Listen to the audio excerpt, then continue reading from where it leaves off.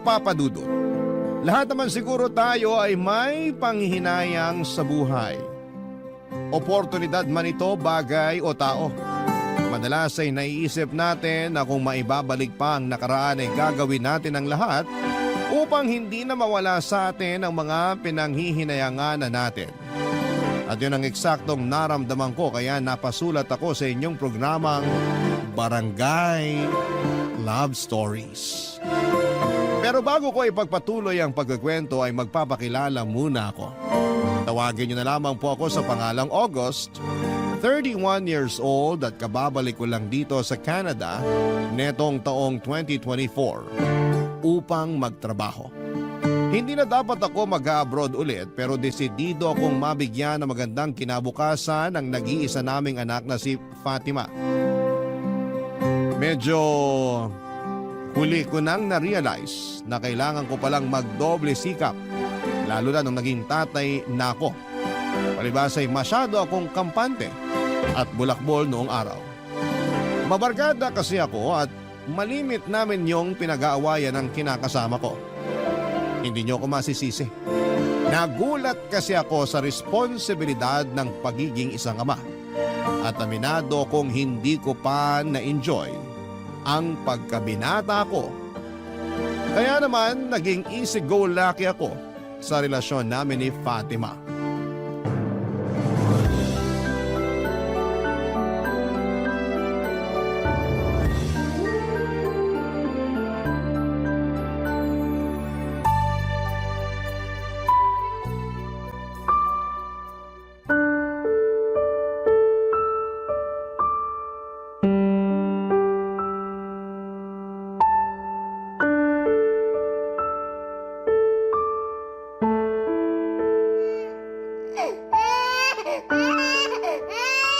Yun! Galing! Panalo na naman kami. Grabe. Buti pumusta ako ng malaki. August, hindi mo ba naririnig yung anak natin? Kanina pa umiiyak ko. Tana anak. Halika, buhatin ka muna ni Mama ha. Ano ba naman yan, Fatima? Nagugulat ka naman. Oo. Sa boses ko nagulat ka pero hindi mo malang narinig ang iyak ng anak natin? Ayos ka rin ha? Kanina naman hindi umiiyak si baby. Kanina hindi umiiyak si baby. Ang sabihin mo kahit nakabaging tong anak natin sa kaiiyak, wala kang pakialam kasi nakatutok ka lang din sa cellphone mo. Grabe ka naman magsalita. Totoo naman ah. Bakit? Nasasaktan ka? Sino ba naman di masasaktan dun? Day off ko naman. Karapatan kong gawin ang gusto kong gawin kasi pahinga ako sa trabaho ngayong araw. Wow! Buti ka pa may karapatang magpahinga. Kumusta naman ako? Isusumbat mo na naman sa akin pag-aalaga mo sa anak natin? Malamang. Yan tayo eh. Kung makapagsalita ka, akala mo di natin anak yung inaalagaan mo. Hindi ako magkakaganito kung tinutulungan mo sana ako. Kaso hindi. Akala mo kung sino ka, senyorito? Baka nakakalimutan mo ha? 2 buwan pa lang tong anak natin, August. Hindi ko naman nakakalimutan yon. Tsaka tinutulungan naman kita sa abot na makakaya ko ah. Talaga ba? Hindi mo nga maalagaan ang anak natin ng ilang oras para makatulog man lang ako eh. Puyat na puyat kaya ako. Tapos ikaw, palagi na lang ang sarap ng tulog mo sa gabi. Siyempre, pumapasok ako sa araw. Anong gusto mo? Pareho tayong puyat?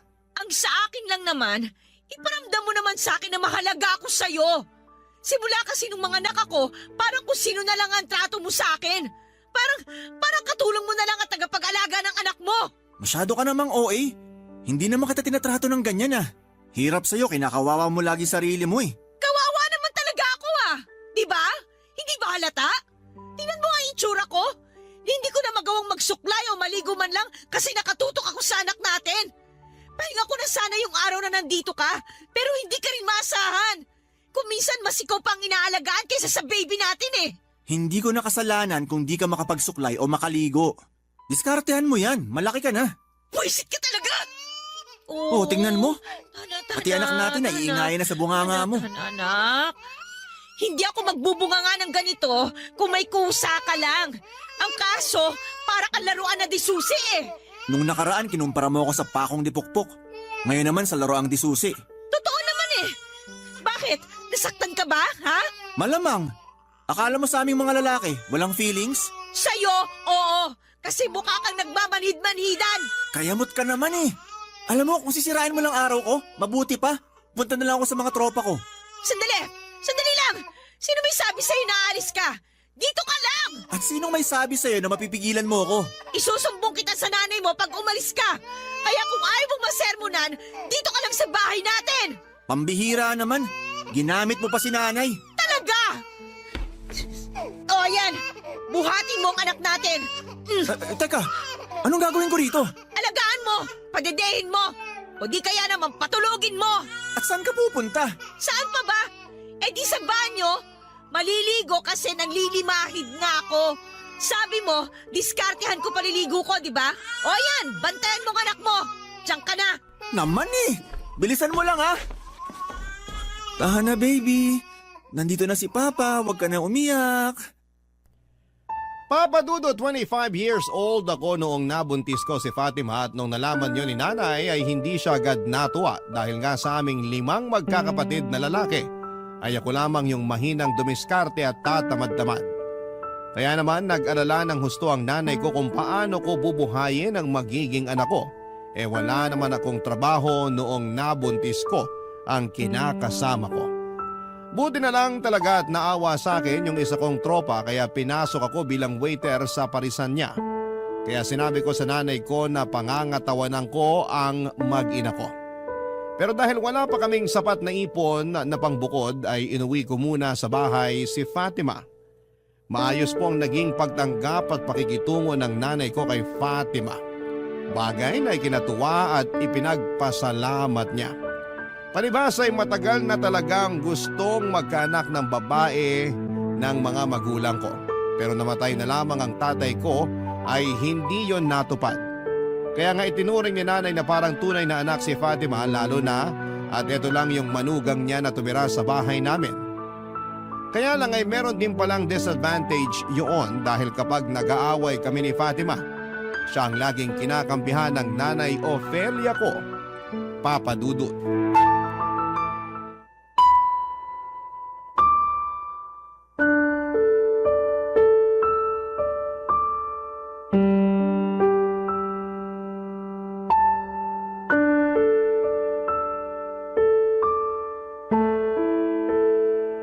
August?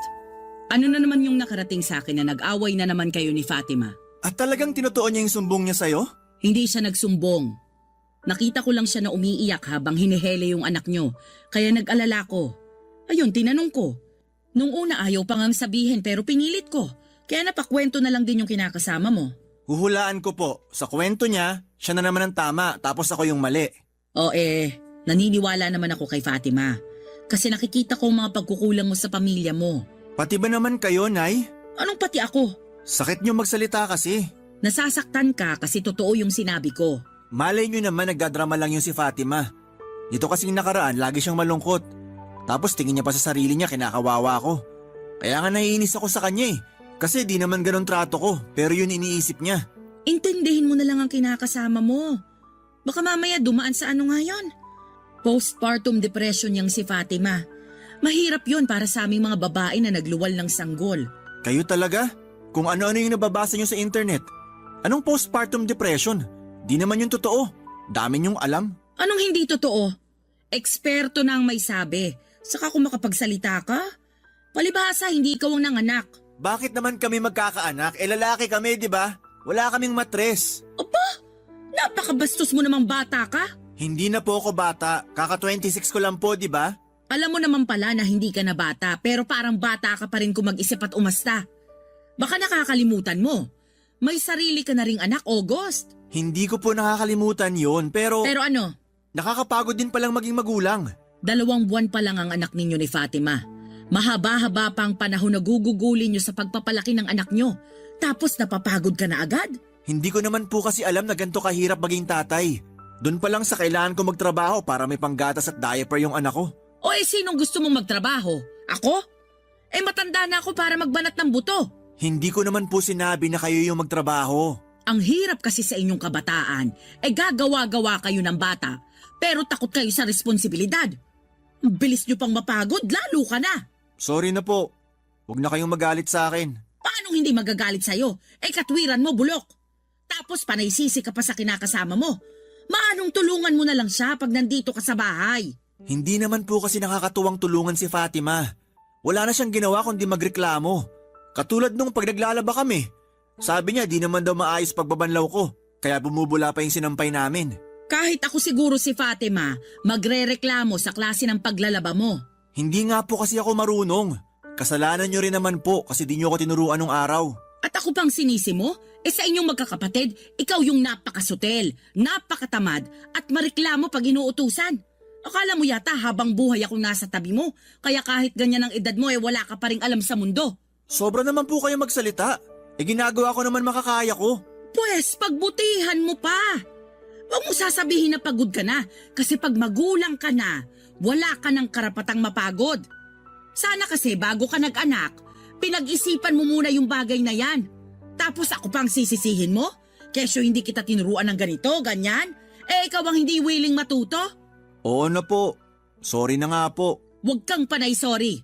Magsikap ka para sa anak at pamilya mo. Tanda-tanda mo na Papa Dudut, pakiramdam ko ay wala akong kakampi sa sarili naming pamamahay. At kahit na nanay ko ay hindi rin ako kinakampihan, kaya nga habang tumatagal ay napuno na lamang ako. Inisip ko na napaka-unfair nila sa akin dahil pinagtutulungan nila ako. Na mahal lang nila ako sa tuwing may naibibigay ako sa pamilya namin. Pero dahil madalang lang naman yon ay madalas silang magalit sa akin. Kaya naman imbes na matuto at magpursige ako sa trabaho ay mas lalo akong tinamad. Hindi nagtagal ay lumayo na ng tuluyan ang loob ko sa mag-ina ko at pati na rin kay nanay. Mas matimbang na sa akin ang mga tropa ko dahil sila ang nalalapitan ko para makinig ng mga hinaing ko sa buhay. Lalo na kung tungkol yon sa kinakasama ko. Nawala na rin ako ng amor sa anak namin at kapag nasa bahay ako, ay mas gusto ko na lamang matulog kesa alagaan siya.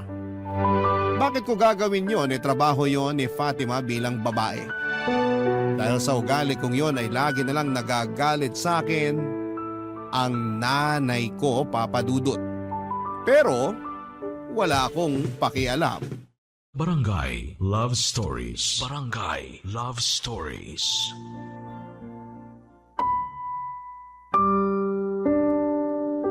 Papa Dudut, sa aming magkakapatid, ako lang ang hindi nakapagtapos ng pag-aaral. Choice ko naman yon kasi nahirapan ako sa college. Nakatungtong naman ako pero isang semestre lamang ay nag-back out na ako. Buti na lamang at graduate na lahat ng mga kuya ko noong namatay ang tatay kaya wala nang masyadong iniisip si nanay. Dalawa pa sa mga kapatid ko ang nakatira na rin sa ibang bansa. Yung panganay ay sa Canada at yung pangatlo ay sa Korea. At sila ang sumusuporta sa amin ng nanay ko bago ko nabuntis si Fatima. Kaya nga nasabi ko na nagulat talaga ako sa responsibilidad ng pagiging magulang dahil sa edad ko noon ay wala pang direksyon ng buhay ko. At ayos lang kung magtrabaho ako o hindi kasi may kinakain naman kami ng nanay ko. Kaya lang noong nagkaanak na ako ay nagbago na nga ang lahat. At hindi ko alam kung kakayanin ko pa dahil nga nami-miss ko na yung dati kong buhay na binata at walang iniisip na responsibilidad, Papa Dudut.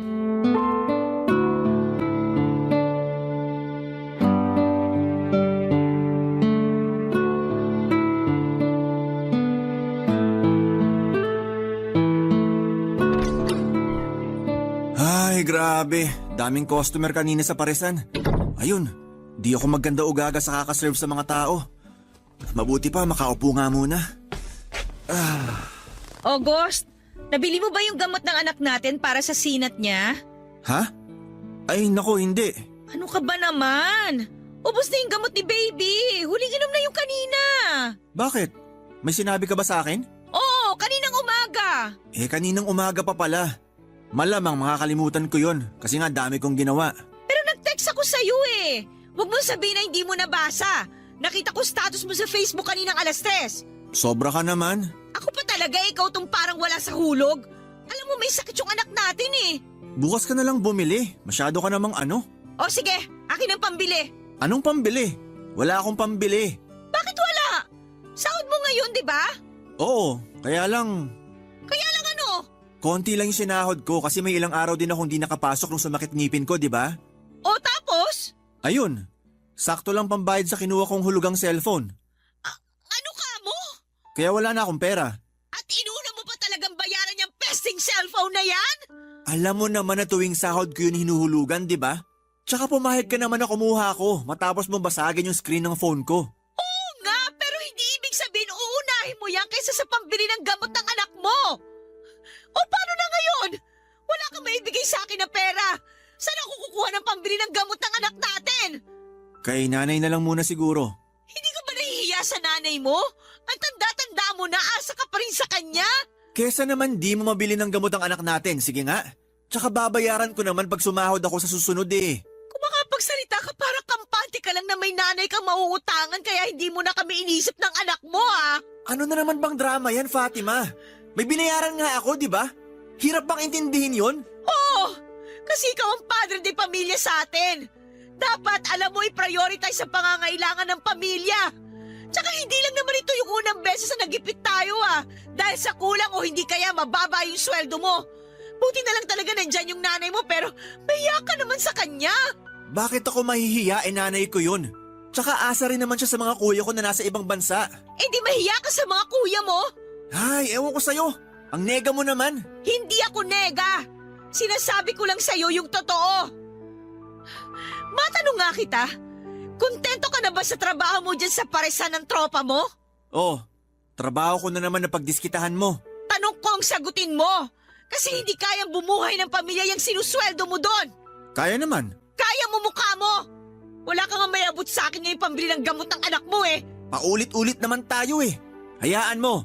Sa susunod, meron na akong iaabot. Parang nagsisisi na ako na nagpabuntis ako sa katulad mo na mahilang dumiskarte at kontento na lang sa puro hingi sa nanay niya. Nakakainis ka!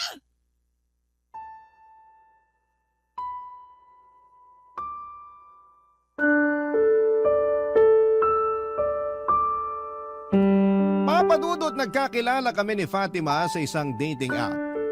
Tagal ko na rin kasi noong walang jowa kaya nainggit na ako sa mga tropa ko na in a relationship.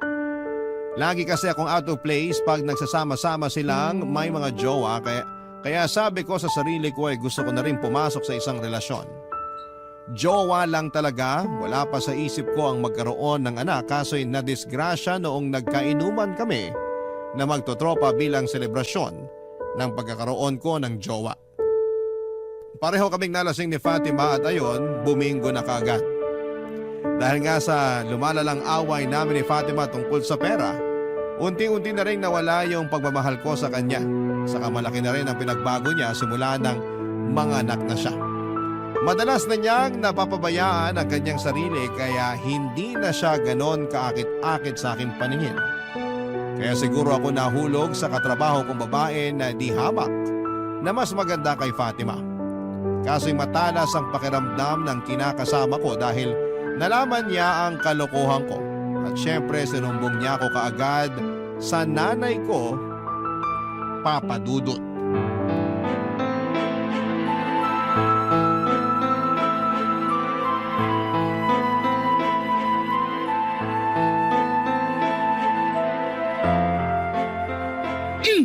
Nay! Muntik naman po akong tamaan ng kaserola. Sana nga tinamaan ka na kasi kulang pa yan kung tutuusin. Bakit po ba? Ano po kasalanan ko? Nakuha mo pa talagang magtanong? Halika rito. Papaluin kita ng panandok. Hindi kang bata ka? Huwag po, Nay. Masakit po yan. Wala akong pakialam. Sana naisip mo yan bago ka nagloko. Ano po magloko? Hindi ko po kayo maintindihan. Aray ko, Nay! Kunwari ka pa? Alam ko na lahat kasi sinabi sa akin ni Fatima. Ano na naman po bang sinumbong sa inyo ng babaeng yun? Ay di ano pa nga ba? Yung tungkol lang naman sa pambababae mong damuho ka. At naniwala naman kayo sa kanya, ako tong anak nyo? Bakit hindi ako maniniwala kay Fatima? Eh hindi naman sinungaling yung kinakasama mo. Nay naman eh. Kung ganun, totoo nga. Sabihin mo, totoo ngang nang babae ka? Nay, please po. Sagutin mo ang tanong ko, tatamaan ka ulit nitong panandok na hawak ko. Opo. Nang babae nga po ako. Ang kapal ng mukha mong bata ka! Hindi na nga po ako bata. Huwag niyo na po akong ituring na bata. Tama na po, nakakasakit na kayo. Dapat lang nasaktan kita para magtanda ka. Puro kasabi na hindi ka na bata. Pero tingnan mo nga yung ginawa mo sa kinakasama mo. May anak na kayo ni Fatima. Pero bakit nakuha mo pang tumingin sa iba? Kasi nakakasawa na po yung ugali ni Fatima. Nakakaaburido na. Parang hindi na siya yung babaeng minahal ko. Parang nag-iba na siya. Kaya ka ng babae kasi nag-iiba na si Fatima? Baka naman imahinasyon mo lang yon. Kasi sa nakikita ko, siya pa rin naman yung kinakasama mo. Yung nanay ng anak mo. Oo, may nagbago sa kanya. Lalo na sa pisikal niyang itsura. Nakwento niya sa akin na hindi ka na raw nagagandahan sa kanya dahil hindi na siya madalas nakapag-aayos o kahit suklay man lang. Pero naisip mo man lang ba kung bakit? May anak siyang inaalagaan. Naisip ko naman po yun. Pero yung ibang nanay nga, bakit nagagawa pa rin mag-ayos ng sarili nila? Malamang hindi sila nangungunsimi sa mga asawa nila. Hindi tulad mo. Mahina na nga dumiskarte. Nakuha pang mambabae. Ay! Saan ba ako nagkulang sa pagpapalaki sa'yo, anak? Bakit kasi ganyan ang ugali mo? Bakit hindi ka nalang nagmana sa mga kuya mo na matitino at responsable sa mga pamilya nila? Yan na naman kayo. Kinukumpara nyo na naman ako kay na kuya. Kanino kita ikukumpara? Sa mga kapitbahay? Siyempre hindi po. Nagtataka lang ako kasi pare-pareho naman kayo ng gatas na ininom. Isa rin yung tubig na pinanligo ninyo. Ay, walang labis, walang kulang. Pero bakit parang sa'yo sumablay, anak? Ewan ko po. Basta yun yung nararamdaman ko. Ayoko na kay Fatima kaya nagawa kong tumingin sa iba. Ganun na lang yon? Hahayaan mo na lang masira ang pamilya nyo dahil lang sa ayaw mo na? Kesa naman po pilitin pa natin. Wala rin naman patutunguhan. Ay, napakasinto-sinto mo talaga kahit kailan. Papadudot na galit ako ng husto kay Fatima dahil sa pagsusumbong niya sa nanay ko. Ewan ko pero pakiramdam ko ako yung aping-api sa amin dahil pinagtulungan nila ako ni nanay. Kaya nga ininsulto ko lalo ang kinakasama ko at mas pinamukha ko sa kanya kung bakit ko nagawang tumingin sa iba. Hindi nga nagtagal ay tuluyan na akong umalis sa bahay namin para makisama sa babae ko dahil mas ramdam ko sa kanya ang concern at pag-aalaga sa akin. Alam ko na marami sa inyo ang madidismaya at sasabihin na baka karmahin ako. Kaya nga pagkalipas ng 3 buwan ay nangyari ngayon nang manlalaki naman ang babaeng pinalit ko kay Fatima at hindi nagtagal ay iniwan na rin niya ako. Noong naging mag-isa ko ay nakaranas ako ng depresyon kaya kinapalang ko ang mukha kong umuwi sa pamilya ko. Kaso hindi ko naabutan sa bahay namin ang mag-ina ko dahil sinabi ni nanay na umalis na raw si Fatima Papadudut at umuwi sa kapatid niya para doon na manirahan kasama ang anak naming 2. Barangay Love Stories. Barangay Love Stories.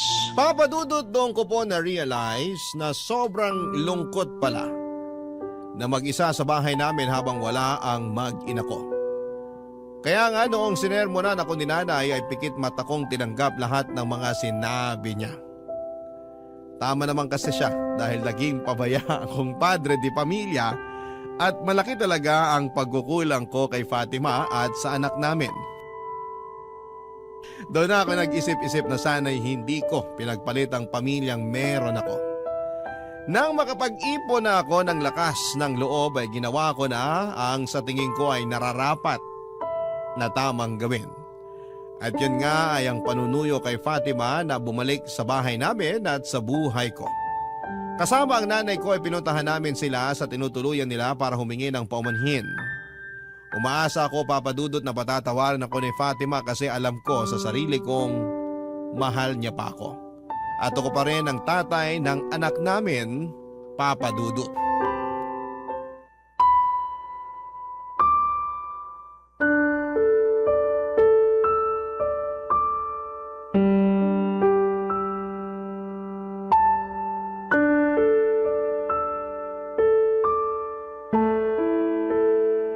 Ano bang ginagawa mo dito? Pumunta ako rito para sunduin kayo ng anak natin. At bakit naman kami sasama sa'yo? Kasi pamilya tayo. Noon yon, bago mo mas pinili yung babae mo. Alam ko na malaki naging kasalanan ko sa'yo. Kaya nga nandito ako ngayon para humingi ng kapatawaran. Aaminin ko, naging padalos-dalos ako ng mga panahong yun. Nakalimutan ko kayo ng anak natin nang ipagpalit ko kayo sa iba. Kaya nga humihingi ako ng tawad sa lahat-lahat ng nagawa ko sa'yo at sa anak natin. At sa palagay mo, dahil lang sa humingi ka ng tawad, tapos na ang lahat ng mga kasalanan mo? Diyan ka nagkakamali, August. Dahil nagising na ako sa katotohanan. Ako rin naman. Kaya nga na-realize ko na mas mahalaga kayo sa akin ng anak natin. O buti naman na-realize mo yan. Pero sorry ka na lang, kasi huli na para sa bagay na yan. Anong ibig mong sabihin? Kasi pagod na akong makisama sa'yo. Pagod na akong umasa na mabibigyan mo kami ng maayos na buhay ng anak natin. Pagod na akong magmakaawa sa atensyon at pagod na ako sa pagmamahal mo. Pagod na akong mahalin ka! Please, wag mo naman gawin sa akin to. Ang alin? Huwag ako mapagod sa'yo? Oo, bigyan mo pa ako ng isa pang pagkakataon kasi nagsisisi na ako. Hindi ka ba nakikinig? Pagod na nga ako, di ba? Ibig sabihin, pati pagbibigay ng pagkakataon sa'yo, kinapagurang ko na rin. Pagod na akong umasa na magbabago ka pa kaya bahala ka na sa buhay mo. Fatima naman, wag mong gawin sa akin to. Alalahanin mo may anak tayo. Hindi ko nakakalimutan yon. Pero hanggat wala kang napapatunayan, wala ka rin karapatang matawag na tatay ng anak ko. Pangako, magsisikap ako. Paghahanap ako ng ibang trabaho para tumaas yung sahod ko para makabukod na tayo at mabigay ko rin yung pangangailangan nyo. Gawin mo muna bago ako maniwala sa'yo. At kung magawa mo man, huwag ka pa rin umasa na magkakabalikan tayo. Hindi ko naman ipagkakait sa'yo yung anak natin eh. Pero ayoko na makisama sa'yo kahit kailan. Ayoko na ulit maranasan yung mangungunsumi ako sa'yo. Yung mapraning sa'yo dahil sa pagiging sinungaling mo. Regalo ko na lang talaga sa sarili ko na bitawan yung relasyon natin. Kasi alam ko, wala na akong mapapala sa katulad mo. Huwag ka naman magsalita ng ganyan. Lahat naman ng tao nagkakamali. Walang pinapanganak na perpekto. Kaya nga magsikap ka na lang na magbago para maging mabuting tatay sa anak natin. Kasi hanggang doon na lang yung magiging papel mo sa buhay namin. Ang mabuti pa, umalis ka na. Ayoko na makita ka pa. Fatima naman, wag mo naman gawin sa akin to. Sorry pero ayaw na nga kasi talaga kitang makita. Hindi pa ako handang makita ulit ang manlolokong katulad mo kaya umalis ka na! Please, pag-usapan natin to. Huwag mo ako ipagtabuyan. Gusto mo ba lumuhod ako? Hindi mo na kailangan gawin yan! Umalis ka na lang! Sige na, umalis ka na! Huwag ka na muna magpapakita sa akin! Fatima! Buksan mo tong pinto! Mag-usap tayo! Fatima! Mag-usap tayo! Patawarin mo ako! Hindi ko sinasadya! Fatima! Papadudot na pahiya talaga ako ng husto ng pagsarhan ako ni Fatima ng pinto. At ang sakit lang sa loob ng mga sinabi niya sa akin. Gusto kong magalit sa kanya pero hindi ko magawa dahil kasalanan ko naman ang lahat. Iyak ako ng iyak habang inaalo ni nanay. Buti na lamang at kasama ko siya dahil parang nawala ng lakas ang mga tuhod ko dahil sa mga nangyari. Ramdam ko ang pag-aalala niya at nananaig pa rin sa kanyang pagiging magulang kahit na galit siya sa akin. Patuloy kong sinuyo si Fatima dahil nandun pa rin ang pag-asa ko na mapapatawad niya ako. Sinubukan ko pa nga siyang ligawan ulit pero mariin niyang sinabi na ayaw na niya talaga makipagbalikan sa akin. Doon ko napag-isip-isip na baka kaya niya ayaw sa akin ay dahil hindi ko pa napapatunayan sa kanya ang lahat ng mga sinabi ko. Kumbagay wala pa akong maipagmamalaki o resibo para sa kanya. At sa anak namin kaya nga doon ako nagpatulong sa kuya ko na nasa Canada na kunin ako dahil gusto kong magtrabaho doon. Bago ko umalis ay sinabi ko kay Fatima na babalik ako para pakasalan siya. Magaman sinabi niya na wala na akong aasahan sa kanya ay hindi ko yon pinakinggan at pinaniwalaan. Tinuloy ko ang pag-abroad ko habang nagsusustento sa anak namin. Hindi naman pinagkait ni Fatima ang anak ko kaya naman masayang masaya ko. Pagkalipas nga ng 3 taon ay umuwi ako sa Pilipinas para tuparin ang pangako ko sa dati kong kinakasama. Plano ko na sanang mag-propose ng kasal sa kanya kaya lang ay nalaman ko na ikakasal na pala siya sa iba.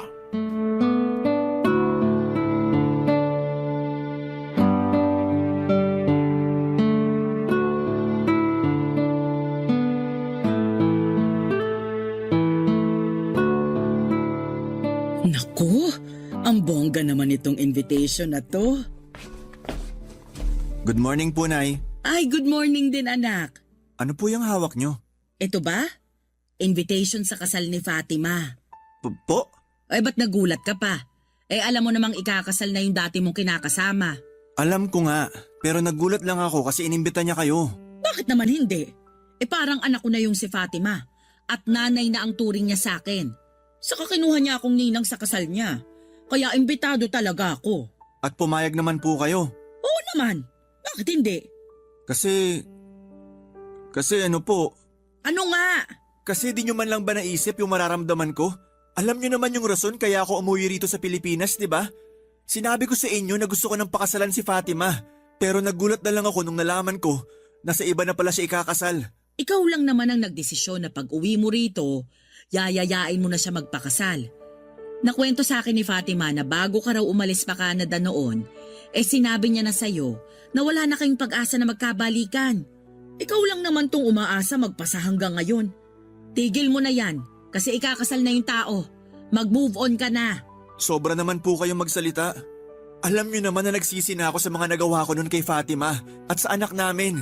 Patunay nun yung pagsusumikap ko kaya ako nag-abroad. Dapat lang naman na magsumikap ka kasi may anak kayo ni Fatima na dapat mong suportahan at pagtapusin ang pag-aaral. Kahit para doon na lang sa bata, maging mabuting tatay ka.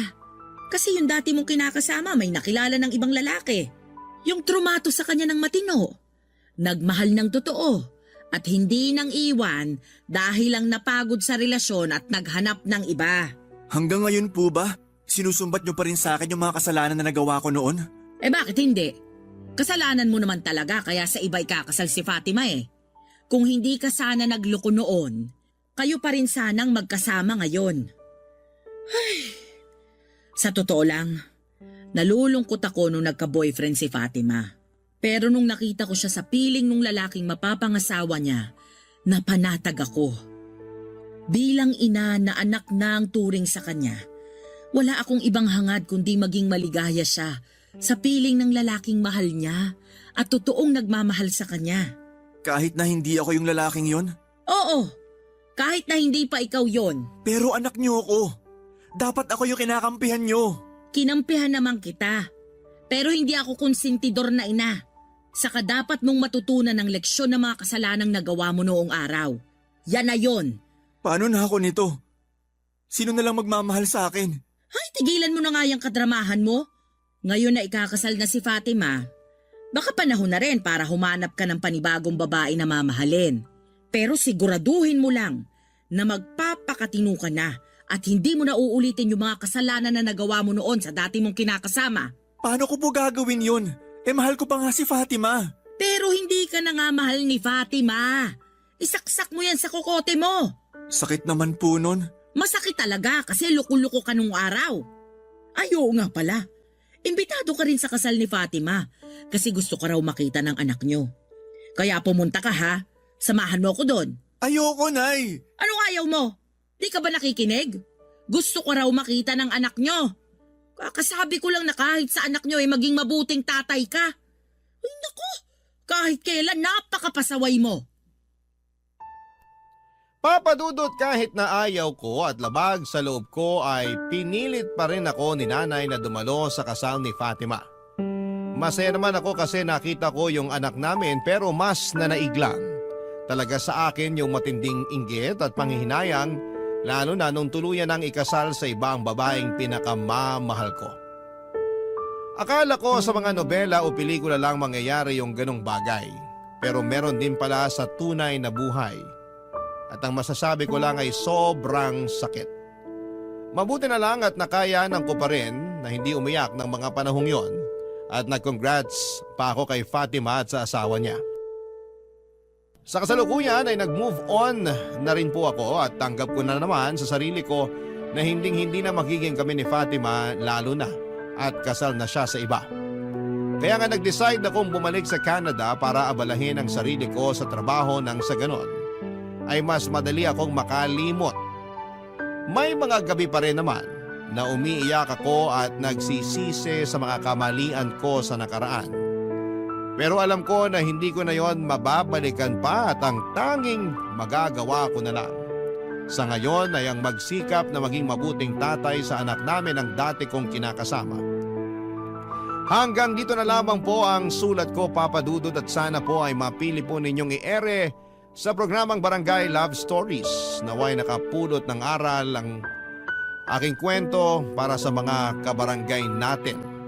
God bless po and more power sa inyong istasyon. Ang inyong forever kapuso at kabarangay, August.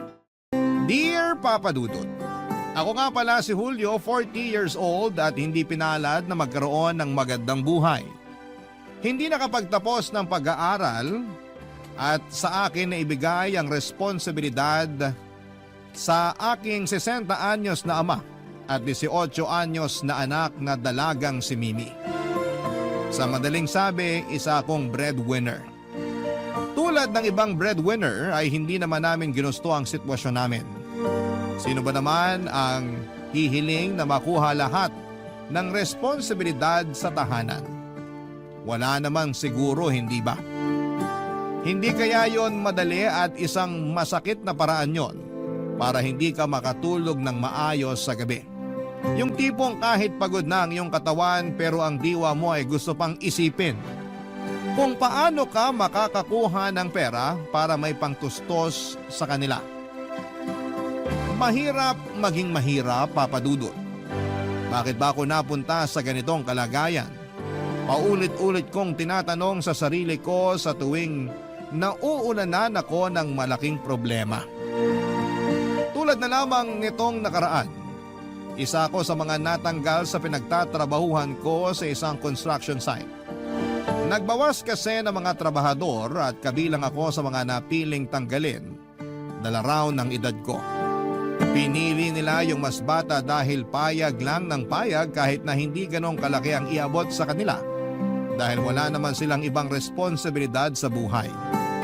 Naalala ko pa kung paano akong nanlumo nang iabot sa akin ang huling sahod ko. Nakapasok sa maliit na brown envelope yon. Natuluan pa yon ng pawis ko dahil katirikan ng araw at nasa kalagitnaan ako ng pagod ko nang sabihin nilang kasali ako sa mga tatanggalin. Hindi ko alam kung paano ko noon bubuksan ng brown envelope lalo't iniisip kong yun ang huling pera na may iaabot ko sa tatay ko, Papa Dudut.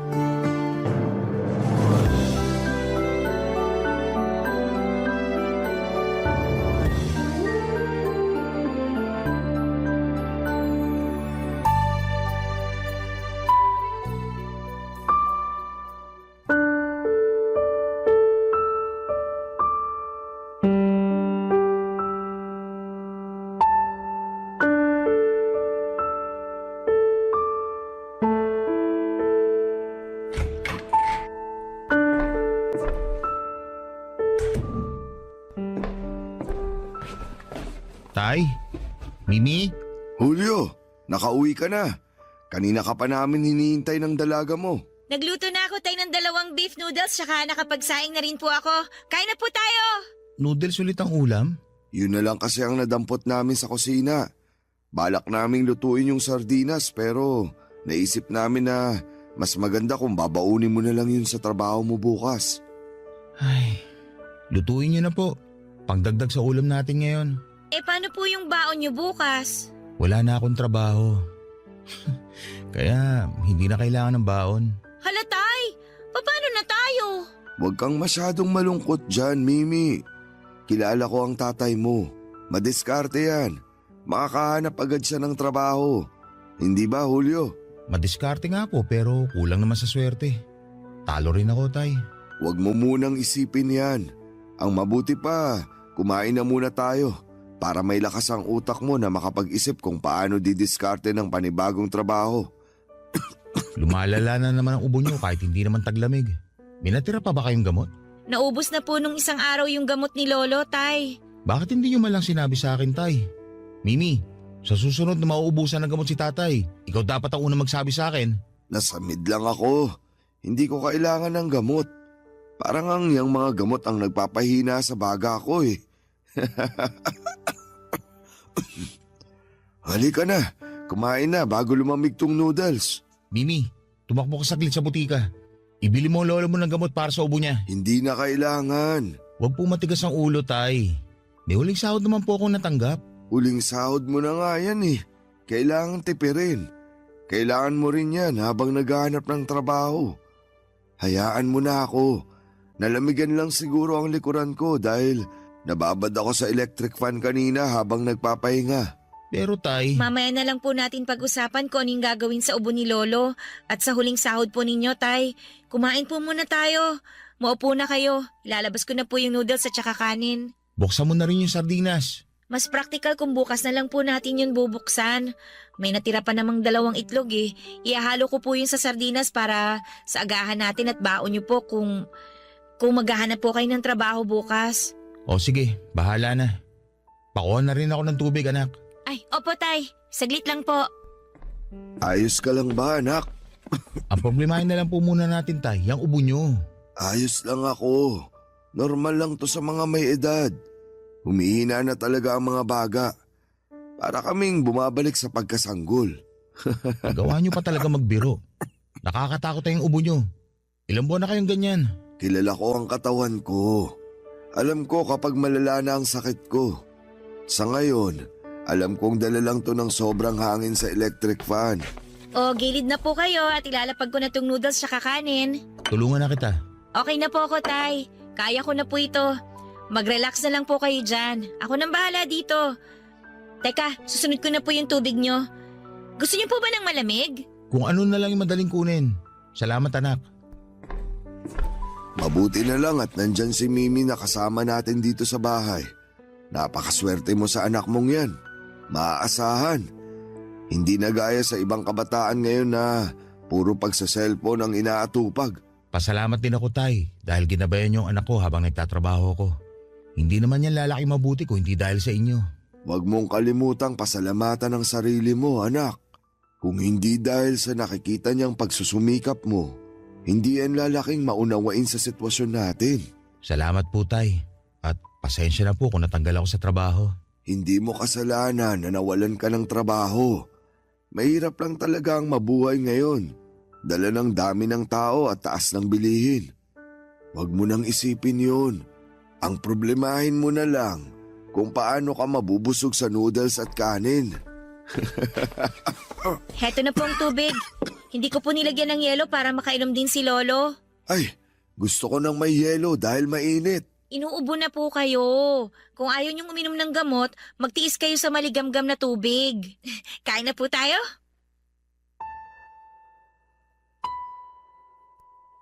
Pinangunahan ni Mimi ang pagdarasal bago kami kumain. Sa totoo lang ay hindi ako nakisali sa dasal dahil lumilipad ang isipan ko sa mga gastusin ngayong nawalan ako ng trabaho. Nakatingin lamang sa akin noon si tatay at ramdam ang bumabagabag sa loob ko. Hindi ko yon maitago sa tatay ko at kailanman ay hindi ako makakapagtago ng laman ng isip ko sa kanya. Pero hinayaan niya lamang ako at hindi na pinakialamanan pa. Sinalukan niya ako ng noodles sa mangkok habang ang anak kong si Mimi naman ay pinagsandok ako ng kanin. Sinimulan na namin ang pagkain. Halos wala ng lasang sabaw ng noodles. Dinamihan ni Mimi ang sabaw para may matira pa para kinabukasan. Kinirot or nakurot ang puso ko. Lalo't sa murang edad ay natuto na akong kung paano magtipid ang anak ko. Hindi lang dahil yon ang dapat kundi dahil alam niyang mahirap kami at wala kaming ibang magagawa. Pasimple naglagay ng asin at paminta si tatay sa kanyang noodles. Pasimple para hindi makita ni Mimi. Ako naman ay hinayaan ko na lamang at sinabing masarap ang pagkakaluto ni Mimi ng noodles na yon. Tipid namang ngumiti lang ang anak ko sa akin at alam niyang nagsisinungaling ako. Maagang namatay ang nanay ko, 10 taon pa lamang ako papadudot nang magkaroon ito ng sakit at lumala nang hindi man lang namin siya nadala sa ospital. Katulad ko si tatay, laging malas sa trabaho. Laging natatanggal sa trabaho. Kaya siguro yon ang naipasa sa akin. At ipinagdarasal ko na hindi yon sapitin ni Mimi. Kaya lahat ay ginagawa ko para hindi siya mapahinto sa pag-aaral tulad namin ni tatay. Gusto kong putulin ang kamalasan sa amin ni tatay para hindi na yon umabot sa aking dalaga. Nang matapos kaming kumain ay niligpit na ni Mimi ang pinagkainan namin. Nagpaalam na rin si tatay para magbasa ng luma at naninilaw na dyaryo na paulit-ulit niyang binabasa bago matulog. Habang ako naman ay nagpahangin sa labas habang bit-bit ang baso ng tubig ko. Maya-maya pa ay nilapitan ako ni Mimi at alanganin na kinausap ako. Papa Dudut.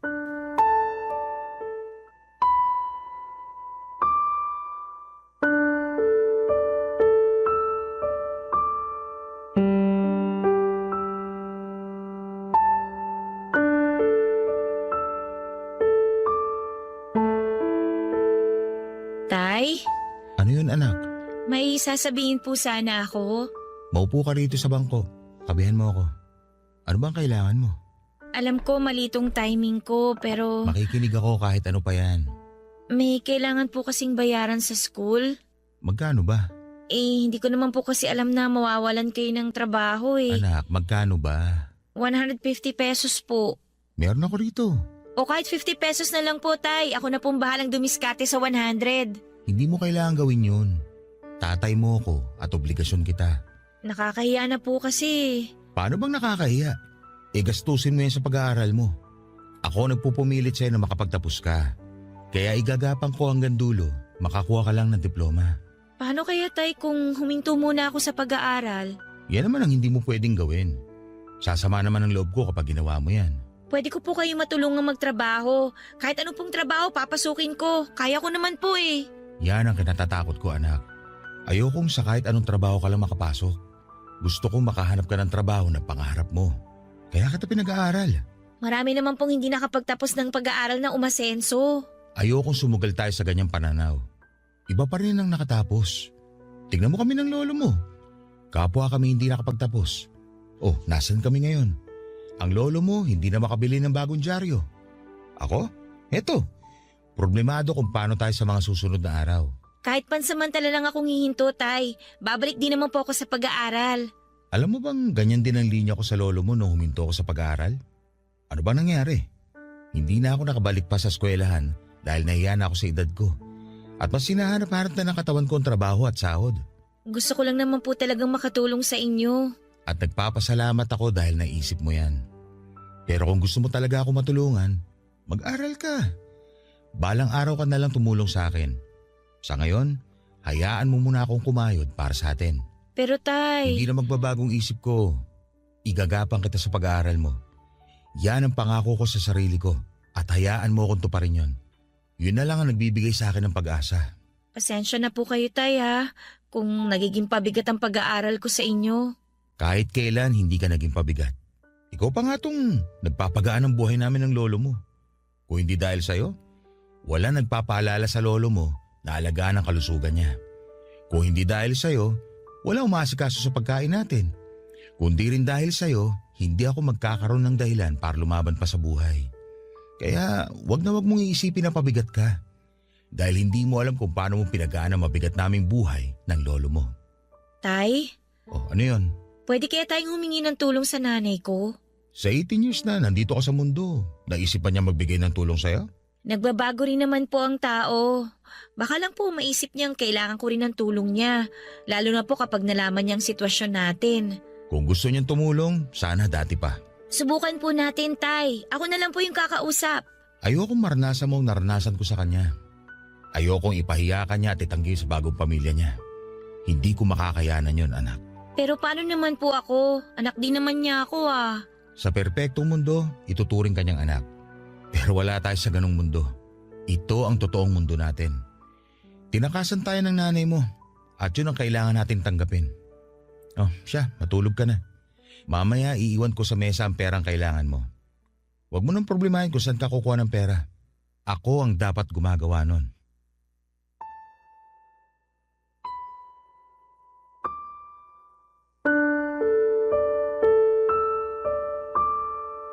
Hindi na umimik pa si Mimi at sinunod na lamang ang utos kong matulog na. Nasaktan ako habang pinagmamasdan ko ang nag-iisang anak ko na walang ibang magawa kundi ang tanggapin ng buhay na nakagisnan niya. Sanggol pa lamang si Mimi nang iwan ako ng kanyang nanay para sumama sa ibang lalaki dahil napangakuan siya ng magandang buhay. Hindi naman yon natupad. Sinaktan lamang siya ng lalaking napili niya at sinikap ko siyang ibalik sa buhay namin ang anak niya. Pero kinutya niya ako at sinabing wala siyang mapapala sa isang katulad ko. Sinabi niya sa akin na kalimutan ko na siya at dinagdag pa niya ang pagtatakwil kay Mimi. Hindi na raw niya anak si Mimi at doon ako nasaktan, Papa Dudut. Hanggang ang ambisyon niyang makahanap ng lalaking bubuhay sa kanya ay nagkaroon ng katuparan. Kahit paano ay umasenso ang kanyang buhay at nagkaroon siya ng 2 anak sa bagong asawa niya.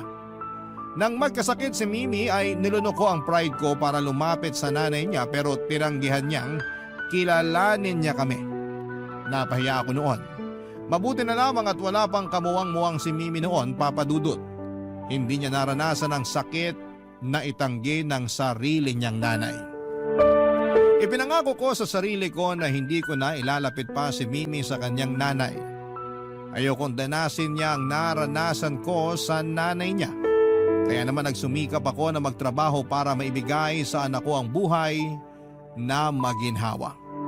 Pero kahit na anong pagsusumikap ko ay wala pa ring nangyayari, Papa Dudut. Naawa na ako sa anak ko at naaawa ako sa kanya dahil marami akong pinangako sa kanya na nahihirapan akong tuparin hanggang ngayon. Ganon kalupit ang mundo para sa mga mahihirap na katulad ko. Hindi naman kami masamang tao, Papa Dudut. Wala kaming nilalamangan at inaagrabyado pero bakit parang kami ang pinakamasamang tao sa mundo? Kaya hindi kami nabibiyayaan? Aaminin kong nakakaramdam ako ng inggit, Papa Dudut, sa mga taong kahit na anong sama ng ugali ay patuloy pa rin ang pag-asenso. Kahit na hindi sila numaban ng patas ay nagagawa pa rin nilang manatili sa itaas. Paano kaya kung gano'n na lamang ang gawin ko, Papa Dudut? Masisisi ba ako ng Diyos kung yun ang buhay na piliin kong gawin sa mga panahong yon, Papa Dudut? Barangay Love Stories. Barangay Love Stories. Walang bakante. Ito po ang mga paulit-ulit na nababasa ko sa mga karatula. Wala raw bakanteng trabaho at nakakapanglumo. Nalukot at nabasa na ng pawis ko ang biodata na hawak ko pero hindi ko pa rin ito na ipapakita isa man sa mga natitipuhan o kaya ay pwedeng tumanggap sa akin sa trabaho. Puro na lang walang bakante. Buong araw na akong nag-iikot at tubig lang at ilang piraso ng candy ang sumasaklolo sa akin sa tuwing nangihina na ang aking katawan. Pamaypay ko na rin, Papa Dudut, ang biodata na hawak ko. Panlaban sa init ng panahon. Hindi ko na alam kung may tatanggap pa sa akin o may magbubukas man lang ng pintuan dahil sa itsura ko. Basang-basa at nanlilimahid na ang suot kong t-shirt at halos mapudpud na rin ang tsinelas na suot ko. Hindi ko na nga rin maintindihan pa ang amoy ko. Magkahalong amoy ng pawis ko at amoy ng mausok na kalsada ang nakayakap sa mga balat ko. Nakakahiya na tuloy lumapit at dumikit sa mga tao. Bandang 6:00 na ng gabi nang maupo ako sa gilid ng isang karinderya. Nagkasya na lamang ako sa pangsamyo ng mga amoy ng ulam sa tuwing binubuksan ng mga customers ang takip nito. Sinasabayan ko yon ng pag-inom ng tubig. May dala naman akong pera pero natatakot akong gastusin yon Lalo't wala naman akong ipapalit doon dahil wala pang kasiguraduhan kung makakahanap ako ng trabaho sa araw na yon. Alam kong oras na para umuwi. Pasarado na ang mga construction sites at pasarado na rin ang ibang mga grocery o hardware na pwede kong pagtrabahuhan. Susubok na lamang ulit ako bukas. Nagdasal ako saglit na sana ay swertehin na ako kinabukasan. Pagkatapos noon ay naglakad akong muli papunta sa paradahan ng jeep pauwi sa bahay. Gusto ko sanang maglakad pero hindi na kaya ng tuhod ko. Baka bumigay na rin ang tsinelas ko. Tumayo na ako sa pagkakaupo at saka nagsimula ng umabante. Nasa kalagitnaan ako ng paglalakad nang biglang may matabig ang paa ko. Pagtingin ko sa sahig ay nakita ko ang itim na wallet. Lumakas ang kabog ng dibdib ko. Napatingin ako sa paligid at walang ibang nakatingin sa akin dahil abala rin sa kanilang mga sarili ang mga tao. Dinampot ko kaagad ang wallet at doon ay may ilang daang piso at ilang barya akong nakita. Napangiti ako. Yun na kaya ang sagot sa ipinagdarasal ko, Papa Dudut.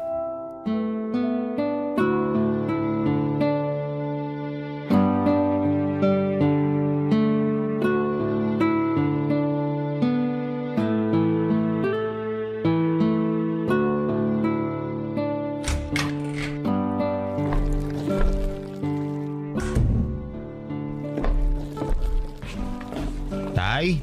Mimi? Julio, wala si Mimi. Lumabas. Pinautang ko muna ng bigas sa tindahan. Kumusta ang paghahanap ng trabaho? Wala pa ako nahanap eh. Ganun ba? Hayaan mo, may bukas pa naman. Parang masaya ka ata. May dapat ba akong malaman? May biyayang inabot ng Diyos. Sa wakas. Sabi ko naman sa'yo, may biyaya kapag tinatawag siya. Ano bang binigay sa'yo? Wallet. Wallet? Ibinigay ng Diyos? Paano? Hinulog niya sa kalsada para mapulot ko. Sigurado ka bang Diyos ang naghulog niyan? At hindi ibang tao ang aksidenteng nakahulog? Oo naman tay. Sigurado ako. Pinagdasal ko to bago ko mapulot eh. Hindi naman gumagamit ng wallet ang Diyos. Hindi niya kailangan. Lalo na ng pera. Ito ang gusto kong paniwalaan. Gumawa ng paraan ng langit para mabigyan ng solusyon ng problema ko sa pera. Alam niyang buong araw ako naghihirap sa paghahanap ng trabaho.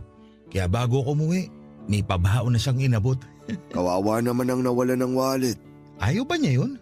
Ginawa siyang instrumento para matulungan ng mahirap na tulad ko? Parang hindi tama. Hindi ito iaabot sa paanan ko kung walang pahiwatig na para ito sa akin. Ang naisip ko lang sa sitwasyon mo anak, kaya nahulog ang wallet na yan sa paanan mo para masubukan ang dignidad mo. Ano pa bang susubukin? Araw-araw niya ako sinusubok. Hindi pa ba siya napapagod? Pagod ka na ba? Bakit kailangan yung tanongin yan? Malamang oo. Sino bang hindi mapapagod sa buhay na to? Kulang na nga sa sustansya mga kinakain. Tapos pagkakaitan pa ng trabaho para makabili ng kahit konting panlaman ng sikmura. Nagastos mo na ba ang laman ng wallet? Pinambili ko ng gamot yung sa ubo at ilang dilata na makakain natin sa mga susunod na araw habang naghahanap pa ako ng trabaho. Yung iba'y para naman sa mga pangangailangan ni Mimi sa eskwela. Meron pang natira at ilalaan na lang natin to kapag may bigla ang gastos. Wala bang ID man lang o ibang pagkakakilanlan ng wallet para maibalik natin sa tamang tao? Bakit pa natin ibabalik eh? Nagastos ko na nga yung kalahati. Hindi ko na naitago yung resibo ng mga napamili ko. Kaya huwag niyo na sabihin sa akin na ibabalik ko lahat ng pera para lang maibalik sa may-ari yung laman ng wallet na to. Naaawa lang kasi ako sa nakawala ng wallet. At sa akin tay, hindi ka ba naaawa? Naaawa rin ako sa iyo. At ayokong madagdagan pa lalo ang awa ko sa iyo dahil sa pagkakagawa mo ng mali dahil sa kagipitan. Hindi ko ninakaw ang wallet na to. Sadya lang talaga natisod ng paa ko to sa kalsada. Hindi ko kasalanan kung ako nakadampot. Kung hindi naman kasi nuknukan ng pagkaburaray may-ari ng wallet na to eh di sana hindi siya nawalan. Naisip mo ba na baka nangangailangan din ang may-ari ng wallet na yan? Parehas na kami may pangangailangan tay. Anak. Huwag niyo na nga akong piliting gumawa ng tama ngayon. Kasi gipit na ako.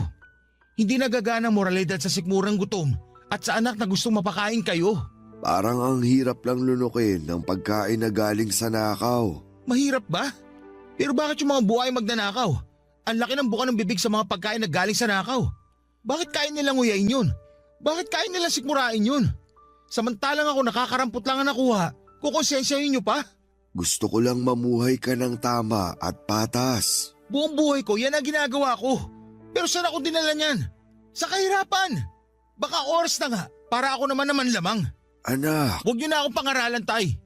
Magpasalamat na lang kayo dahil may naiuwi ako. Dahil kung wala, pare-parehas tayong sisigmurain sa gutom. Tinalikuran ko na rin si tatay pagkatapos ng huling litanya ko.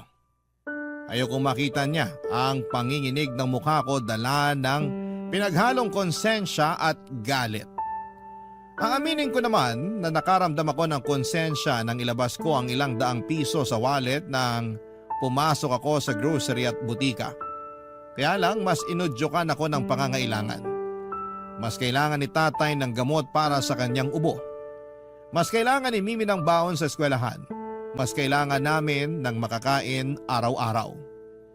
Hindi kami muling nag-usap ni tatay ng gabing yon. Kinabukasan ay maaga akong gumising para ipagpatuloy ang paghahanap ng trabaho.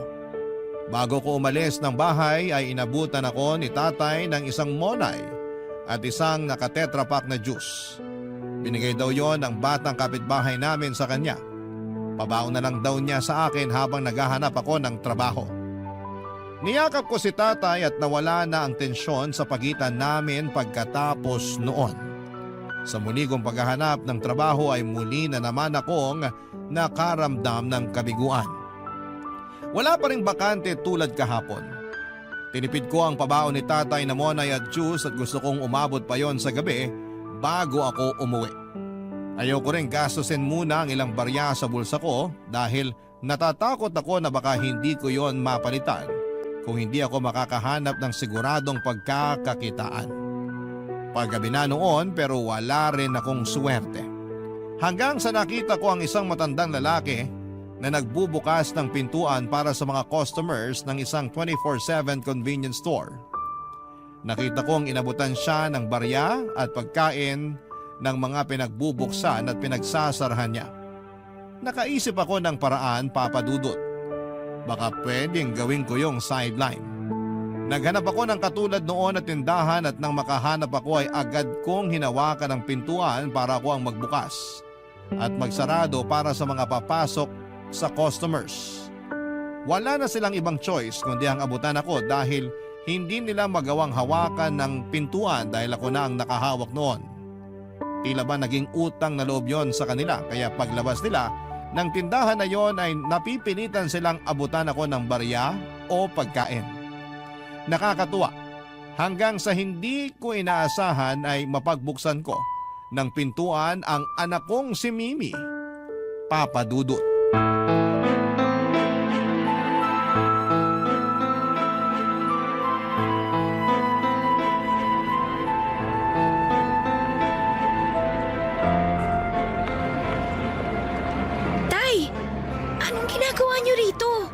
Ikaw, anong ginagawa mo rito?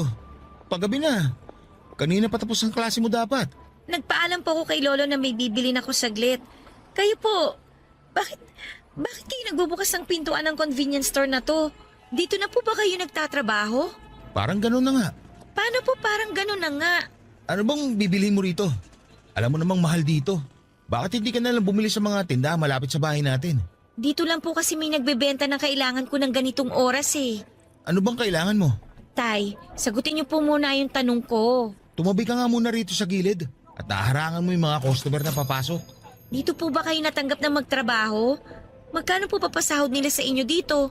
Bibigyan po ba nila kayo ng uniform? Wala akong uniform. Eh magkano po ang pasahod nila?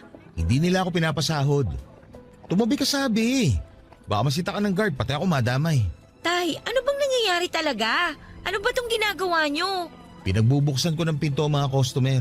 Tapos binabayaran kayo? Inaabutan lang ako ng barya o pagkain ng mga customer. Kung sino man yung makonsensya at maawa. Hindi kayo totoong empleyado dito? Ang dami mo namang tanong anak eh. Imbis na marami na akong kita ngayon, inaharang mo pa. Pasensya na kayo, Tay.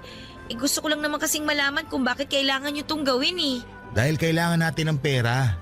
Yun lang. Wala po ba kayong nahanap na ibang trabaho? Hindi pa ba trabaho ang tawag sa ginagawa ko? Hindi naman to permanenteng trabaho, Tay. Wala namang permanente sa mundo eh. Eh paano kapag nahuli kayo ng mga empleyado sa ginagawa nyo? Bawal po yan. Paanong bawal? Ang dami nang gumagawa nito. Nakikigaya lang ako. Huwag po nating gayahin yung mali. Anong mali sa ginagawa ko? Tumutulong pa nga ako sa mga customer na maraming bitbit at hindi mabuksan ang mabigat na pinto. Hindi ko naman sila pinipilit na abutan ako. Kusa lang lahat ang bigay nila sa akin. Nakita mo itong mga barya ko? Galing lang to sa mga ilang customer na pumasok na. Wala pa akong 3 oras na nagbubukas ang pinto ah. Paano pa kaya kapag ginawa kong 8 oras to? Saka heto oh, may mga pasobra silang pagkain na binibigay na lang sa akin. Tutal, nandito ka na rin naman. Isabay mo na to pa uwi mamaya. Mamili ka rin ang gusto mong baon sa school. At yung iba, iwan mo na lang para sa lolo mo. Baka pumapagalitan kayo ng guard, Tay. Trabaho niya itong magbukas ng pinto para sa mga customer. Paano siya magagalit eh? Binabawasan ko na nga ang trabaho niya.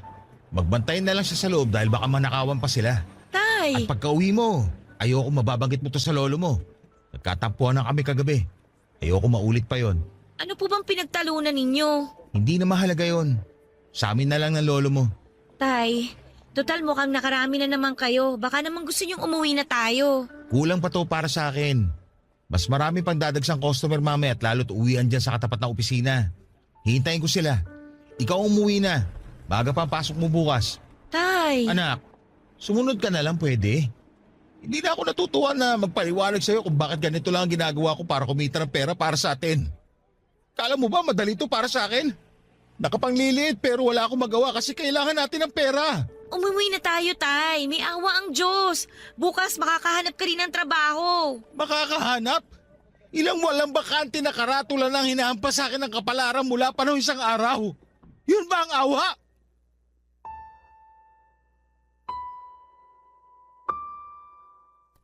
Napatahimik si Mimi sa huling naging sagot ko. Pinagbuksan ko siya ng pinto para makapasok na mabili na ang kailangan niya. Hindi ako halos makatingin sa loob ng convenience store habang andon si Mimi. Nanliliit ako na makita ng anak ko na nasa ganong desperadong sitwasyon ako. Nang nabili na niya, papadudot ang kailangan ay mabigat ang loob kong pinabuksan siya ng pintuan. At mas lalong bumigat ang loob ko nang abutan niya ako ng biskwit bilang kabayaran sa pagbukas ko ng pintuan para sa kanya. Hindi ko ipinakita sa kanya na nasaktan ang pride ko bilang isang ama. Sinabi kong mag-ingat siya sa pag-uwi at magpahinga pagkatapos. Tumungo lamang ito at saka umalis kaagad para makasakay ng jeep pauwi ng bahay. Nawala na ako ng gana na magbukas ng pintuan dahil sa kahihiyan na inabot ko sa anak ko. Pero kailangan kong gawin yon ng paulit-ulit dahil kailangan kong may maiuwi sa bahay bukod sa kahihiyan. Ang nagpasaya na lang sa akin noon ay nang makita kong isa-isang nagsilabasan ng mga empleyado sa katapat na opisina ng convenience store na yon. Napangiti ako. Marami akong kinita sa araw na yon. Siguro ay naka-300 piso rin ako at bukod pa sa mga naiuwi kong pagkain na inabot sa akin. Habang nasa jeep ay binuksan ko ang paper bag na naglalaman ng mga naipong kong pagkain.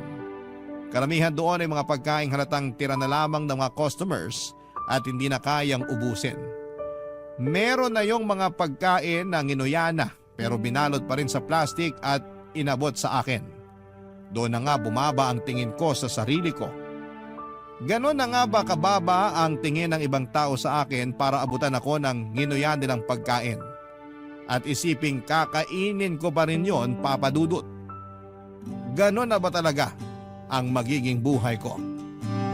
Tagatanggap ng mga pagkain hindi nagustuhan, ng panlasa ng ibang mga tao, papadudot. Barangay Love Stories. Barangay Love Stories. Papadudot na kailang araw din ako sa pagbubukas ng pinto ng convenience store na yon bago ako sitahin ng mga empleyado. Bawal na raw. Wala rin naman akong nagawa at nagpatuloy akong muli sa paghahanap ng trabaho. Lahat ng construction site ay dinaanan ko pero walang tumatanggap sa akin. Walang bakante. Nakakapanlumo ang kalagayan ko pero wala akong ibang nagawa kundi ang subukan pa. Hanggang sa napadpad ako na mapasama sa mga namamalimos sa kalsada. Yung mga nangangatok na mga sasakyan kapag naiipit sa traffic. Yung wala nang ibang magawa ang mga driver kundi ang mag-abot ng barya sa takot na gasgasin ang mga sasakyan nila. O di naman kaya ay basagin ang salamin nila. Nakigaya ko. Nakakahiyamang aminin pero gumawa ako ng klase ng panlilimos na katulad ng ginagawa nila. May matalim na bagay at malaking bato lang ang kailangan para makarami ka ng barya. At nangyari nga, wala pang kalahating araw ay naka-500 piso na ako. Puro barya. Naging kaibigan ko na rin ang mga katulad kong namamalimos. Kapag naman umuulan ay sa footbridge ako tumatambay. Gamit ang isang karatula na ninakaw ko sa isang construction site. Yung karatulang may nakasulat na walang bakante. Ginamit ko ang likuran noon para isulat ang hiling kong barya para maipon ko at magamit kong pamasahe pa uwi sa probinsya. Isang kasinungalingan yon pero epektibo yon. Sabi ng mga kasamahan ko dahil napipilitang magbigay ang mga dumadaan sa footbridge para lamang masigurong makauwi na ako sa probinsya.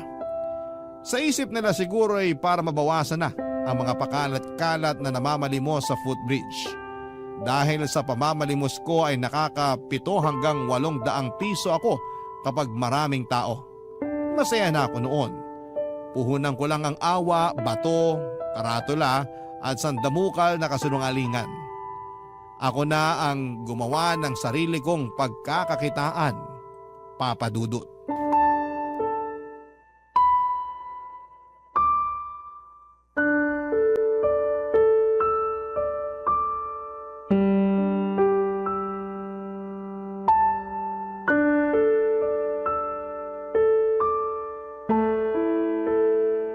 Bumili ako ng igadot lumpia sa karinderya. Pagsaluhan na natin bago lumamig. Mukhang nakahanap ka na ng trabaho ah. Opo, tay. Malaki rin ang kita kaya nakabili na ako ng karne sa wakas. Kumain na tayo. Saan po kayo nakaharap ng trabaho? Diyan lang sa isang construction site. Tagabuhat ng simento. Utusan minsan para bumili ng pananghalian ng mga boss. Meron po palang ganong trabaho dun? Kakilala ko kasi yung foreman. Kaya gumawa na lang ng trabaho ko para maipasok lang ako. Kumain na tayo. Natatakam na ako sa karne. Ngayon lang ulit masasayaran ng karne ang bituka ko. Hayaan nyo, sa mga susunod puro karne ang bibilhin ko. Sana magtuloy-tuloy na ang trabaho mo. Akala ko kasi mapanghihinaan ka ng loob sa mga karatula na may nakasulat na walang bakante. Mabuti naman ngayon at may bakante na. Naswertehan ko na nga rin talaga, tay. Nahawang kapalaran sa wakas. Sabi naman sa'yo, nakikinig siya. Teka, parang masarap ang igado kapag may suka. Mimi, apo, baka pwedeng palambing naman ang suka sa kusina. Dikdikan mo na rin ang kahit isang siling labuyo. Alam ko may natira pang isang piraso rin sa tokador. Kunin mo na bago matuyo. Lo, naubos na po yung suka kahapon. Bumili ka muna, Mimi, para maganahan ng lolo mo na kumain. Bumili ka na rin ng iba mong gustong pagkain doon.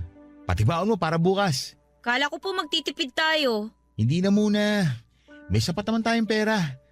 Ang tagal na natin nagtitipid. Wala namang masama kung gagastos tayo ngayon. Mukhang maganda talaga ang pasahod sa'yo sa bagong trabaho mo, anak. Nakakatuwa naman. Hindi na natin kailangang magkasya sa noodles lang. Hindi na natin kailangan tubigan ng marami ang noodles para lang magkasya sa ating tatlo. Salamat sa Panginoong Diyos. Oh, heto na, Mimi, yung perang pambili. Hihintayin ka namin makabalik saka tayo sabay-sabay nakakain. Sige po, akin na po yung pera. Teka, at bibilangin ko muna. Bakit puro barya? Yan ang binayad sa'yo sa construction? Ako na lang ang nagpabarya nito. Para may pambayad ako sa jeep. Alam niyo naman minsan, hindi binabalik ang sukli. Kailangan eksakto lagi ang bayad. Why shata ako, no? Hindi ka ba mahihirapan yan? Lalo't tig-piso ang karamihan ng pinabarya mo. Mabigat yan sa bulsa ng shorts mo. Sanay naman na ako, tay. Saka ayos lang to. Minsan kasi kapag bumibili rin ako sa mga tindahan, wala silang panukli kapag buo. Kaya mas magandang barya na lang lagi ang iaabot ko. Sa bagay, Katulad nung tindahan dyan sa tapat natin. Pagkasungit-sungit ng tindera. 50 pesos na buo. Nagmamaktol pa kapag babaryahan. Tama lang yung naisip mo, anak. Bakit po marumi yung mga barya, Tay? Hindi nyo man lang ba chinek muna bago nyo tanggapin? Sobra naman yung mga nagbarya sa inyo. Parang walang galang sa pera at sa inyo na rin mismo. Kasalanan ko to anak. Nahulog ko kanina sa kanal itong mga barya nang pauwi na ako.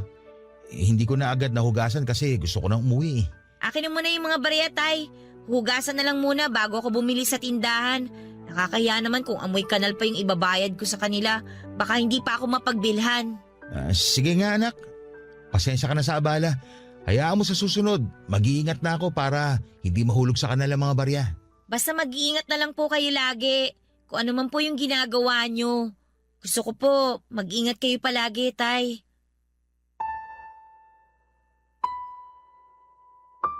Malaman ang pagkakasabi at pagkakatitig ni Mimi sa akin. Hindi ko ngayon natagalan, napatingin ako agad sa mga barya at nagkunwaring binibilang ang mga yon makaiwas lamang sa kanya. Hindi ko rin sinagot ang sinabi niya at pagkatapos kong maiayo sa mga barya ay inabot ko na yon sa kanyang mga palad papadudot. Tinulungan siya ng kanyang lolo, hinugasan nila yon sa lababo.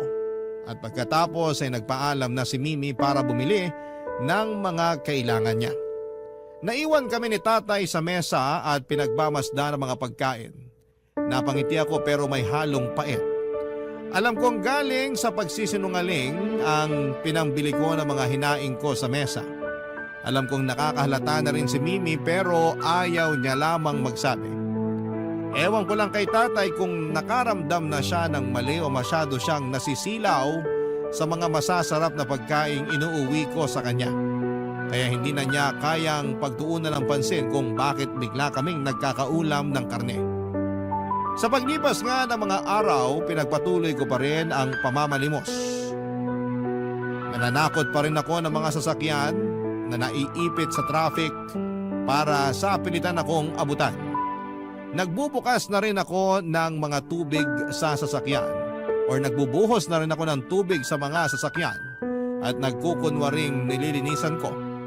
Alam kong naiinis na sila pero wala silang magawa dahil mas malaki ang magagastos nila kapag hindi sila magbibigay sa akin.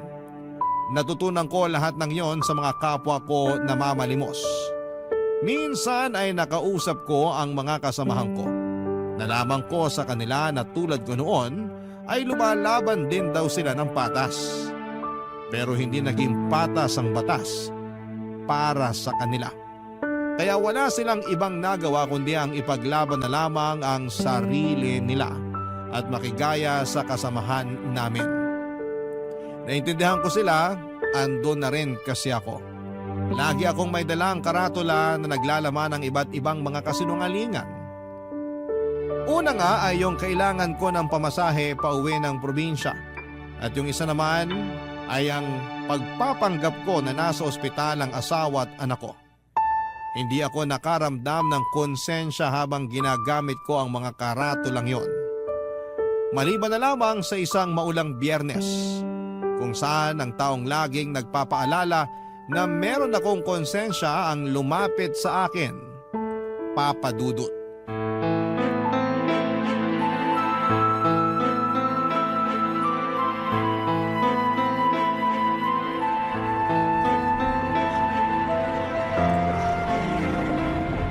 Julio, anak, Tay, anong ginagawa niyo rito? ikaw, anong ginagawa mo rito? Tay, Para sana mga karatulang nakabalandra sa harapan mo. Sinong asawa at anak mo ang nasa ospital? Bakit ka uuwi ng probinsya? nasan si Mimi, Tay? Nasa bahay, pinabantay ko ron. Huwag niyo ako isusumbong sa kanya. Ayokong bumaba lalo ang tingin niya sa akin. Siya nga mismo ang nagsabi sa akin tungkol sa ginagawa mo. Alam niyang dito ka nakapwesto sa footbridge sa hapon tuwing umuulan. At alam niyang sa kalsada ka sa umaga. Wala akong ginagawang masama.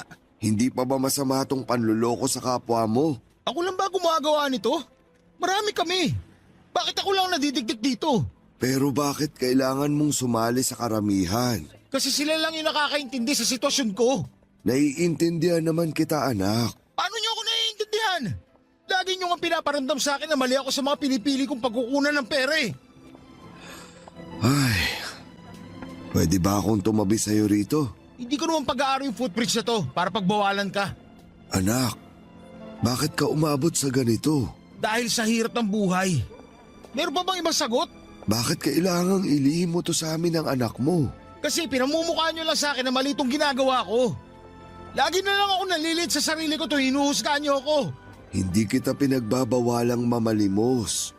Kung ito na lang talaga ang pwede at kaya, sino ba naman ako para magreklamo pa? Yun naman pala eh. Hayaan nyo na ako. Umuwi na lang kayo, tintayin nyo na lang mga karne na iuwi kong pangapunan nyo. Yun naman ang gusto nyo, hindi ba? Karne na ulam sa araw-araw. Ang hindi ko lang matanggap, bakit kailangan mong magsinungaling sa dahilan mo ng pamamali mo sa kapwa mo? Wala kang asawa't anak na nasa ospital. Wala ka rin probinsyang uuwian. Dahil sa ganitong paraan lang ako nabibigyan ng pera. Dahil sa awa. Ay, alam mo ba, nung namatay ang nanay mo, namalimos din naman ako para lang matubos ang bangkay ng nanay mo sa punerarya. Nagsulat din ako sa karatula na humingi ako ng tulong para matubos ko ang nanay mo. Doon ako nakalikom ng pera para may palibing ng maayos ang nanay mo. Malaki ang utang na loob ko sa mga nanlimos sa akin noon. Hindi ko yun makakalimutan. Ano pinuputo mo ngayon, Tay? Walang masama kung hihingi tayo ng tulong. Hindi natin pwedeng sarilinin habang buhay ang bigat. At alam ko na ang panglilimos ang paraan mo para sabihin sa iba na nahihirapan ka na. At naiintindihan kita, anak. Hindi kita hinuhusgahan tulad ng iniisip mo. Nasasaktan nga ako kasi sa iba ka humihingi ng tulong imbis na sa amin na malalapit sa'yo. Kasi naman, Tay. Alam ko, hindi ka man magsalita. Pero alam ko kasi anak kita. Hindi nyo alam, Tay. Wala kayong alam kung gaano kabigat sa akin na humingi ng tulong sa iba. Kasi nasanay na ako na lagi nag-aabot ng tulong. Hindi ko alam kung paano ako masasanay na ako ang inaabutan. Ay, anak, gusto ko lang magpasalamat sa iyo sa lahat ng ginawa mong sakripisyo para sa amin ng anak mo. Hindi madali yung ginagawa mo. Yung inaabot mo sa akin lahat at wala kang tinitira para sa sarili mo. Isusubo mo na lang, iisipin mo pa kami. Salamat anak ha. Hindi madali itong ginagawa mo pero nagagawa mo pa rin. Kung nakakaligtaan ko mang sabihin sa'yo palagi, salamat sa pagmamahal mo para sa amin. At kung hindi sapat ang pasasalamat na ibibigay at sasabihin ko sa'yo ngayon, gusto kong sabihin sa'yo na hindi kita masisisi. Kung ito ang naisip mong paraan para mabigyan kami ng maayos na buhay. Kahit sinong ilagay sa sitwasyon mo, gagayahin ka rin. Huwag kang mag-alala, anak. Hindi kita hinuhusgahan. Sa totoo lang, hinuhusgahan ko ang sarili ko dahil hindi ko man lang naipaglaban ang buhay na nararapat para sa iyo nung bata ka. Kasalanan ko kung bakit ka umabot sa ganito. Kung nagsumikap lang ako lalo noon, hindi mo kailangang magsulat ng mga kasinungalingan sa mga karatula. Maambunan ka lang ng barya. Pasensya ka na, anak. Pasensya ka na talaga. Tuluyan ang napaiyak si tatay habang hawak ang mga karatulang ginawa ko. Inalalayan ko siya para hindi bumagsak sa pagkakaupo niya. Doon ay niyakap niya ako. Nagkaiyakan kaming dalawa at tinanggap namin ang kahinaan namin ng mga oras na yon. Hindi ka talaga makakapagtago ng kahihiyan mo sa mga taong mahal mo. Pagkatapos noon ay inaya na akong umuwi ni tatay Papadudot. Itinapon ko na rin ang karatula ko. Ayoko nang gamitin yon para manloko ng ibang tao at totoong wala namang masamang humingi ng tulong sa iba. Pero mali na hahaluan mo ng pangungonsensya at kasinungalingan para lamang maabutan ka. Tuluyan ko nang tinalikuran ang pamamalimos, Papa Dudut. Ang mga naipong kong barya ang siyang ginamit ko para maging pamasahe para makalayo sa lugar namin at makahanap ng trabaho. Sa awa naman ng Diyos ay natanggap ako sa Laguna bilang tagabantay ng mga puno ng mga lansones, guyabano, rambutan at iba pa. Malawak na farm yon. Hindi ganong kalaki ang sahod pero libre ang tirahan ko at pagkain. Kaya naiipon ko ang sahod ko para maipadala kina tatay at kay Mimi. Nakaraos pa rin naman kahit papaano ang buhay namin at sa awa ng Diyos at sa gawa ng pagsusumikap ko, tuwing day off ko naman ay umuuwi ako sa amin para makasama ko ang mga inspirasyon ko. Naging sapat na yon para sa akin. Pinayagan ko na rin si Mimi na mag-sideline bilang tagabantay ng parlor na malapit sa amin. Pero pinayagan ko lang siya tuwing wala siyang klase. Gusto ko pa rin unahin niya ang pag-aaral niya sa lahat. Si tatay naman ay nag-extra bilang taga-tanggal na mga damo sa isang subdivision. Hindi nila magawang tanggihan si tatay dahil naaawa na rin sila dala ng edad at kabaitan nito. Mas naging maayos na ang buhay namin lalo't naisipan naming magtulong-tulong at hindi lang umasa sa kaya kong ibigay. Masaya na ako sa kapalaran ko, Papa Dudut. Hindi man ganong kalaki ang nakukuha naming pera pero sumasapat naman ang mga kinikita namin yon. At alam naming napaghirapan namin ang perang yon. Hanggang dito na lamang po ang aking liham. Sana po ay nakapaghatid ako ng aral at ng pag-asa sa lahat ng mga tagapakinig ng inyong number 1 radio station sa Barangay LS 97.1. Muli ako po ay lubos na nagpapasalamat sa inyo. Ang inyong forever kapuso at kabarangay, Julio.